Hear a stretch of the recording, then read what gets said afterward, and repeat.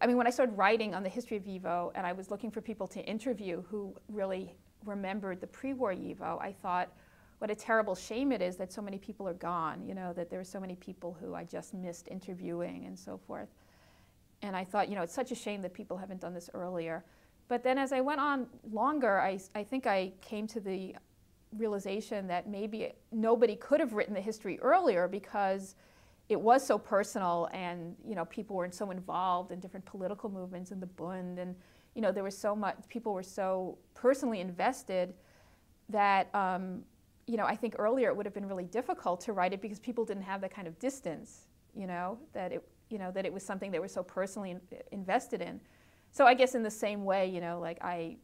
you know, maybe someday someone will interview me about what YIVO was like in 1990 when I started working there, you know.